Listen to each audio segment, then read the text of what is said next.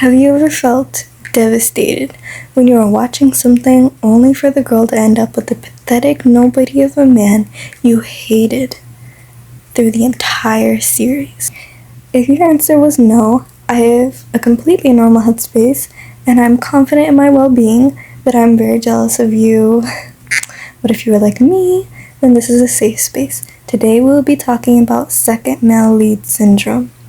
Don't forget to like and subscribe. So let's get right into it with the first example, True Beauty. I'm in the mood for dancing, romancing. If you haven't seen True Beauty, let me pitch it to you. It's basically about this girl whose bare face does not fit the beauty standard. She gets bullied hard by her classmates, she's forced to transfer schools, and it's around the same time that she discovers makeup. She works hard after many failed attempts at doing makeup until she's a pro. She deals with her new life, having people treat her differently, and how she can adjust to all these changes, while hiding her big secret that she's into manga and weird things. Okay, I love her character, but let's be real here. You're not the only girl going to the bookshop at 1 a.m. for a manga. In True Beauty, basically, it's something a lot of girls can relate to, including me, and I really enjoyed the show. But there's one pet peeve that a lot of people have, including me, with the show. I know many of us wanted a love alarm situation right in the middle of the season because there's this one guy whose name I'm gonna butcher. All the topics I'm covering today are Korean based. I will be butchering these, I'm very sorry. As someone who thoroughly enjoyed True Beauty, watching her choose Suho over Seojin broke my heart and killed me. The whole time I was rooting for the motorcycle, dark-haired, well, actually he wasn't very mysterious at all, and that's what I liked about him. You know what, I hate these nonchalant types. I'm so done with it, and it's always the nonchalant guy who wins her. By the end of the show, he's not as nonchalant anymore, but he's still like never pissed off by anything, always keeps a cool head. It's so boring. There's this one scene I see a lot where these girls are coming up to him. They're coming up to him and they're asking, you know the girl that you like? Yeah, she looks like this without makeup. And they look so happy. They look so like, we really got him this time, gang. Come on. But he actually takes the phone and throws it on the ground. And I think that did it for me. I mean, neither of the guys in the show really cared about her looks from the beginning. I mean, but him going out of his way to protect her and like not even having a second to think, wow, she's ugly, you know, like just being like, oh, that's her. Okay, I don't care. Which is like, it's not better than the other male lead. It is something, you know? I don't know what to say. Another thing is, they had a really good friendship going. There were a lot of people who wished that they were just platonic friends forever and they could be by each other's side as just friends forever, which would be nice, yeah, but at the same time, like, I would never want to be friends with my crush after like not being rejected, but like realizing that we'd never be together. That's painful, that's horrible. And number 3, that's excruciating. Don't do that to him. The main girl and the other male lead that's not Seojin, they do have a friend vibe. They like the same like hobbies and stuff, but I never got really the chemistry there, like the teasingness that you see in a lot. It was just very romantic, very straightforward, and I don't really enjoy that personally, which is mostly why I liked Business Proposal so much. They didn't start off as friends, and they even have weird chemistry where they like grew to like each other before they even really got together. But then it started, like, I feel like most dramas devolve into this boringness where they're just like, they're so in love that they can't find a single thing to nag about each other. They're just constantly, ooh, he's so fine, she's so pretty. Like, I just get bored. I don't know. I know some of the chat Unwoo girls are coming for me right now, screaming at the screen, being like, he's the better man, he's the better man. And I can totally agree in a sense. I really love the actor Cha Eun-woo, but I didn't like his character in True Beauty specifically. I liked him in other things. Okay, so I went back and I googled where I could have known him from, and I realized that I recognized him from Astro, like right after the Moonbin thing. I realized, wait, that's him. Also, Rip Moonbin, we miss him. Thanks. I didn't even recognize him in True Beauty. I think I watched something else with him in it. I cannot remember for the life.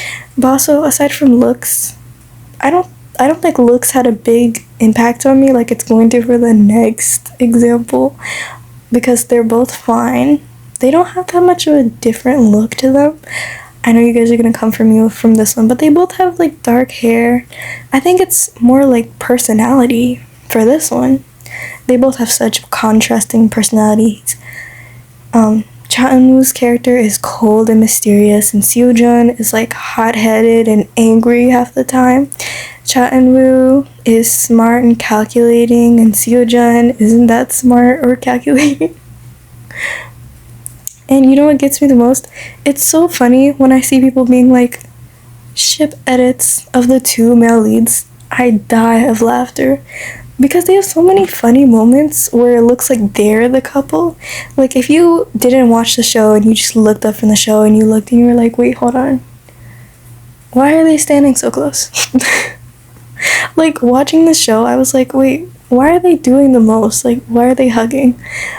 And then I was like, oh, people saw that too? That wasn't just me? I find that absolutely hilarious. I know it's not like an actual ship or anything. It's just comedy, pure comedy. And whether you're a Cha Eun-woo girl or a Seo-jin girl, I cannot remember the actor's name, please don't come for me. It's totally okay. It's a preference. I'm fine with it. This is just my preference. And that's it for True Beauty, so let's get on to the next one. The next one I'm going to talk about is Operation True Love.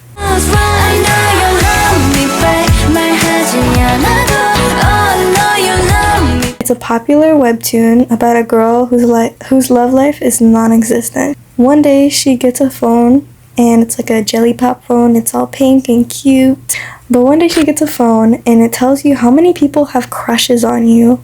And like, the one thing that bugged me about this is that some guys had like billions of people having a crush on them. It's like, because these guys aren't even famous. They just walk around and live their life. It just shocks me how some people have like 1,000 billion crushes. And like, this one girl who's super cute and super sweet has 0. We're here to talk about the second male lead, but let me go off on a tangent real quick. Because while I was writing this, I was also reading it because I never finished it before. And reading it, my opinion changed a little bit, okay? And not in the way that you might think. It changed in the way that I kind of hate both the male leads. None of them are good. True Beauty male leads, like, it was hard for me to pick one. I was like, wait, they're both kind of fun. But this one, like, oh, they're so nonchalant. But done with my tangent. Let's talk about the male lead. Watch me butcher this. But when you first meet Doa Beck, oh my god, that sounds so bad. He is the second male lead, and you can tell this from the get-go, okay? You meet him after you meet the first male lead. Blue hair, dark eyes. But the one thing I hate about him the most, okay, I'm being a hater right off the bat, but the one thing I hate about him the most is that he doesn't believe in her. He doesn't have any trust or faith in her. When he sees her getting cheated on by another guy and she knows she's being cheated on, he's just like, why does she stay with him? That's so dumb. She must be weak. I know his opinion changes later on and he sees her for who she is, but oh, he was alright. He had his moments, you know, as male leads do, but he never lived up to the hype that he should have. When I'm reading a story like that, this guy better be on his knees worshiping her. Like, what else would you do? You're a male lead. You're supposed to do everything for her. You're supposed to be that one guy who picks her and only her for the rest of your life. Like, that's your job. Hello? Even if you guys are like enemies at the start, it makes a stronger bond. I don't mean you pick her over your loved ones or whatever, but neither of these guys have big enough problems to be acting the way that they do throughout these. like this whole show. Like both these guys are decently traumatized and did not have good backgrounds and stuff. But come on, guys, like you're male leads, live up to the hype, please. But let's talk about Doabek. The one thing I liked about this guy, other than his smile, because I feel like Eunhyuk doesn't really smile the way that Doabek does. And I know that's gonna sound crazy, considering a lot of people think they look like the exact same person, just with different hair colors and eye colors. And I mean, you might be right. Despite being a total loser when Sua meets him, he turns out to be an actually really cool guy. But I will say, he should have tried harder. Literally, his crying scene had me screaming into my pillow. I was dead on the floor. Like, it hits so hard to see his realization that he and her will never be together. Like, they did the same thing in True Beauty and was giving me trauma flashbacks. Don't take that literally. And spoiler alert, if you haven't read the newest chapters and you have no idea what I'm talking about, you might want to skip like 15-20 seconds ahead in case you don't want to get spoiled for the biggest spoiler or whatever. But anyways, the very beginning of season 2 kind of, Eunhyuk's dad gets exposed for having a relationship with a music teacher, but he had to move away because of that, allegedly. We don't know that for sure, but I'm gonna say that because if that's not the reason he dropped her and did not say a single word to her after leaving except for a call that she missed because she's human, then I will be seriously mad. I will lose my mind. You don't even understand. I'm sure a lot of people are on the same page too because I've seen those edits. But let's talk about Dohwa's reason for leaving. Anyways, he left to be a K-pop idol. So basically, he and her meet up at a bar, and where they didn't expect to see each other. So she goes up to him and she's like, "Hi, do you remember me?" And he says, "No." When I tell you I gasped, I stood there like, we have no good male leads? They both suck. You've introduced at least 3 guys to us, and they all suck. It's not like Oran Host Club or Fruits Basket where there's always another better guy who's just like different taste. Both of them suck. I was astonished. I was dead on the floor. But let me clear it up for you. Basically, he was so drunk that night that he saw her as a blur. He didn't see her at all. He didn't recognize her. In the morning, when she drags him to his apartment because he's so drunk, or a hotel, she leaves her card. He recognizes her name, and then they try to meet up. So, good Melly, but I mean, let's talk about the, 8-year time skip that was insane. For a second, I thought he just didn't recognize the only girl he'd ever loved in his entire life, and I was about to be mad. Because that's not what male leads do. It's supposed to be she looks at him, he looks at her, they meet eyes, and they kiss, period. And then they fall in love and love for the rest of their life, you know? But no, Operation True Love will never give us that. Which is one of the reasons why I dropped it. It was so long. You know, it's not good to start reading something when it first comes out because you have to wait for the chapters, and then my life gets busy and I totally forget it exists. But now that it's season 2 and it's kind of clearing up, I'm hoping there's a good ending. Anyways, there's a big paragraph in my notes right here that just says, "Okay, so I read the newest episode. I take back everything I said. All the male characters suck. Huzzah." And that's kind of what I was feeling at that point in time. So, lesson learned. Finish the content before you talk about it. That's probably basic. I was gonna do a BL tier list.